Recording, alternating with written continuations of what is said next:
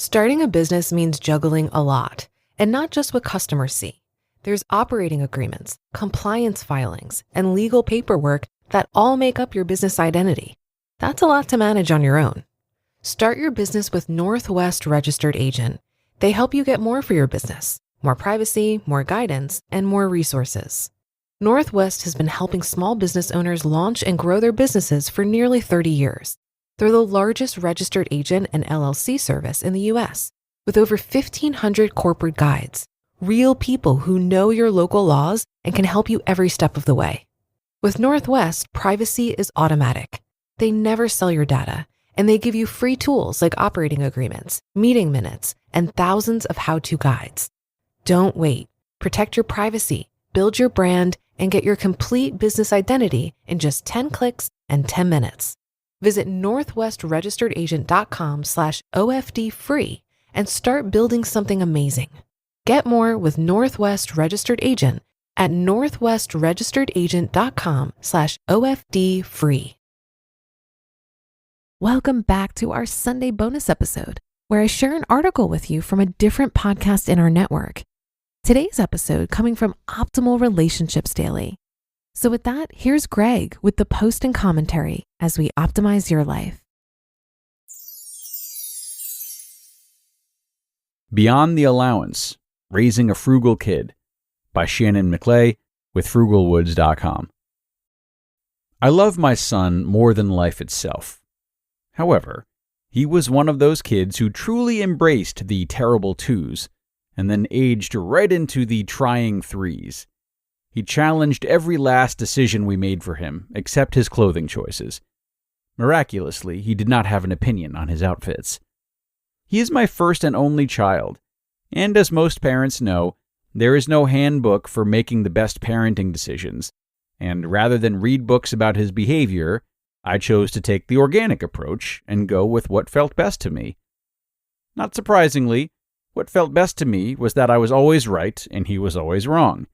And I knew that every pushback was a battle, and the only way I could prove my superiority was to win each battle.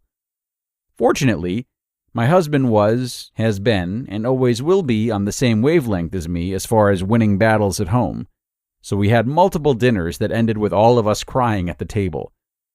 I was never embarrassed to leave Target when my son was acting up about something he wanted, and when I made a threat about a punishment.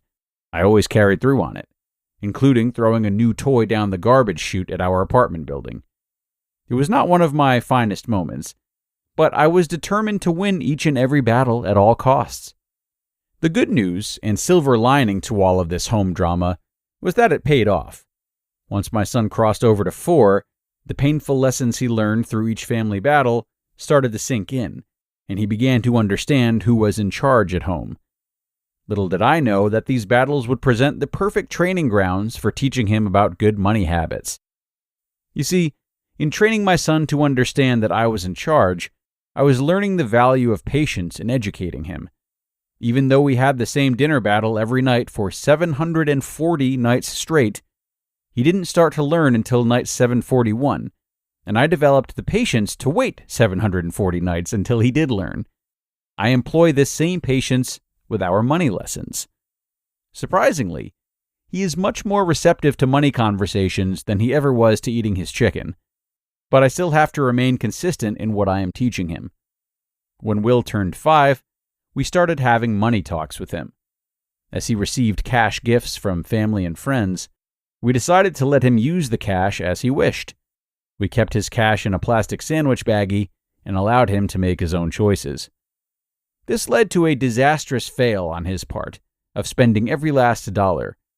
He was devastated to realize he had nothing, and I was excited for the teaching opportunity presented to me to help him learn about making smart money choices and saving versus spending.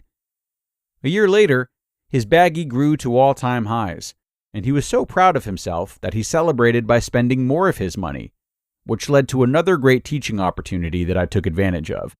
And we spoke about earning more money and selling some of his toys on eBay. Another year has gone by, and we are now discussing investing some of the baggy money in a UGMA account, where we will allow him to pick the stocks he invests in, and we will review his account with him quarterly, just as I would with my clients.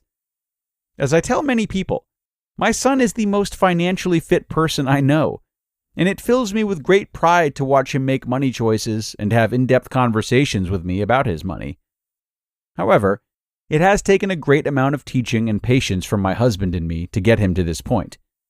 Just as he now eats everything that is put in front of him for dinner after 740 nights of fighting, he now makes informed money choices after 740 days of money talks. We cannot expect our children to understand money or make smart money choices if we only talk to them about it on holidays or every other weekend, just as we cannot discipline them and teach them proper manners if we only do it every so often. You need to make money talks a central theme in your home and look for opportunities all the time to teach a new money lesson. Our neighbor drove a new car to the bus stop a few weeks ago, and I shared with Will that we would never drive a car like that.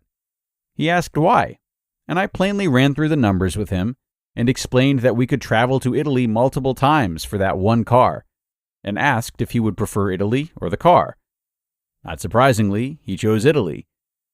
We have been speaking about money with Will for 3 years now, so this subject is far from taboo, and I think that it is healthy for him and for us.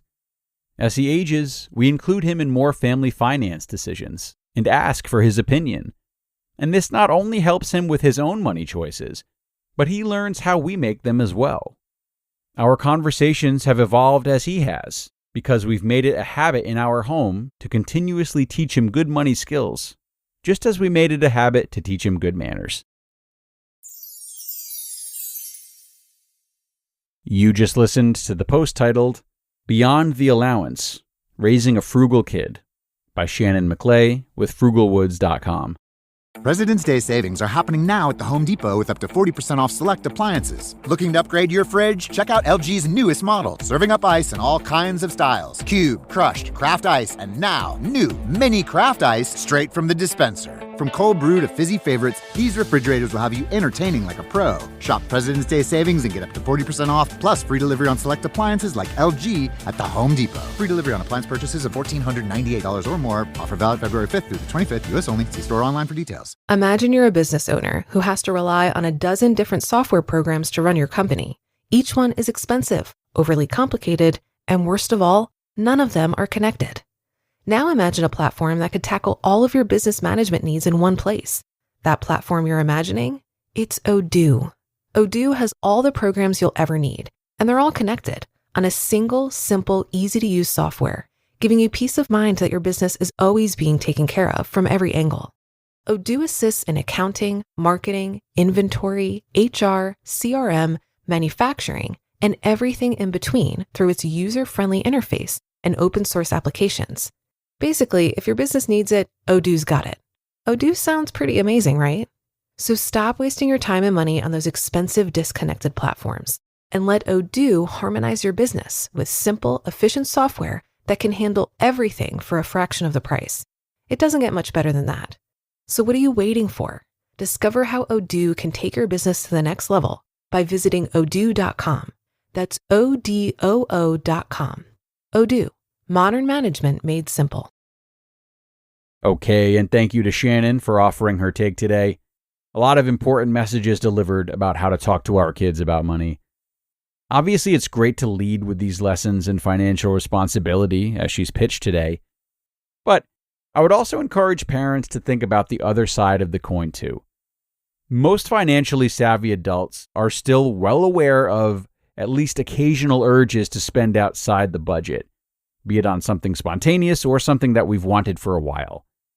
So it's important to talk to kids about this side of the coin as well.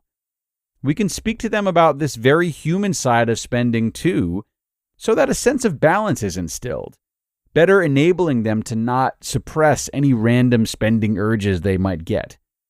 Because if these feelings are completely bottled up, like any other bottled up feeling, there's risk of overindulgence down the road. So while financial literacy is a wonderful concept to teach kids, even as young as Shannon's son is, we also don't want to teach it so aggressively that kids don't feel as though they're allowed to have choices, allowed to be imperfect with their spending from time to time, or make irresponsible purchases once in a while. So Making room for moderation and exceptions, as always, is my take for today. And with that, I thank you so much for tuning in as we wrap up another episode.